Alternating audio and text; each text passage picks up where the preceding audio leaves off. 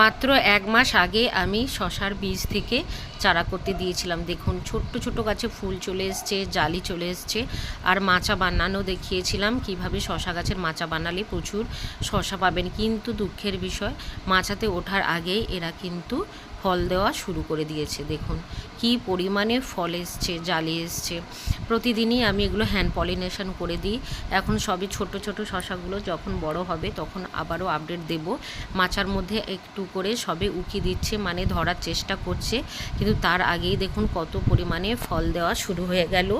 মাত্র একটি কাজ করি এই শশা গাছে, শুধুমাত্র খোল ভেজানো জল ছাড়া আর অন্য কোনো কিছু দেওয়া হয়নি। তাতেই দেখুন ছোট্ট ছোট্ট গাছে কি পরিমাণে ফুল চলে এসছে। দেখুন কিভাবে হ্যান্ড পলিনেশন করবেন দেখে নিন। তো একটা ফুলও কিন্তু মার যাবে না। এই নিয়ে নিলাম পুরুষ ফুল, আর এই যেটাতে ফল ছোট্ট লেগে আছে সেটা স্ত্রী ফুল। পাপড়িগুলো কেটে মুন্ডের উপর পুংরেণুগুলোকে লাগিয়ে দিলাম। এইভাবে কিন্তু একটা ফুলও মার যাবে না। আপনারা প্রচুর পরিমাণে শশা পাবেন। অলরেডি প্রচুর পরিমাণে শশা কিন্তু ধরা শুরু হয়ে গেছে। এখানে প্লাস্টিক গামলার মধ্যে, এখানে অ্যাপেল কুল গাছে যে বড় গ্রো ব্যাগ রয়েছে তাতে দুটো শশার গাছ বসানো, তাতেও দেখুন গাছটা সবেদে গাছ অ্যাপেল কুল গাছের মধ্যেই বেড়ে যাচ্ছে। আর এই যে কতগুলো ফল কিন্তু অলরেডি চলে এসছে। সবগুলোই হ্যান্ড পলিনেশন করে দিয়েছি। আশা করছি সমস্তগুলোই ফলে কনভার্ট হয়ে যাবে। আর যখন ফলগুলো বড় হবে আবারও আপডেট দেব।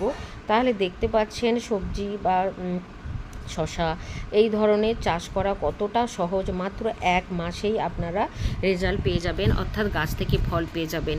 এই যে দেখুন খোল ভেজানো জল 8 দিন 9 দিনের মতো ভেজানো ছিল। তারপর আমি এখানে 5 লিটার জলের মধ্যে 1 লিটার খোলের জল নিয়ে নিলাম। তারপর সমস্ত গাছে দিয়ে দেব। শশা গাছে ব্যাস এই একটা খাবার দিলেই কিন্তু আমার যথেষ্ট পরিমাণে ফল দিচ্ছে। এই খোল ভেজানো জলের মধ্যেই কিন্তু উপযুক্ত পরিমাণে নাইট্রোজেন, ফসফরাস, পটাশিয়াম সব কিছুই পেয়ে যাচ্ছে গাছ। আর একটা খাওয়ারেই কিন্তু যথেষ্ট। এই দেখুন সমস্ত গাছে আমি এই খোল ভেজানো জলই দিয়ে দিচ্ছি। সাধারণত মিক্সচার আমি ফলের গাছ বা ফুলের গাছ ছাড়া সবজি গাছে দিই না। সবজি গাছে এই সবজির খোল ভেজানো, সবজির যে ওয়েস্টেজগুলো ভেজানো তরল সার বা খোল ভেজানো তরল সার এইগুলোই দিয়ে থাকি সমস্ত গাছে। তাতেই দেখুন কত সুন্দর ফলাফল পাচ্ছি।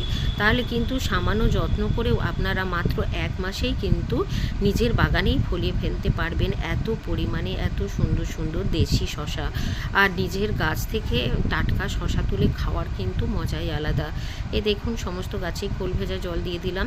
তাহলে আপনারা এই সামান্য পরিচর্যা করুন আর প্রচুর পরিমাণে শশা ফলান।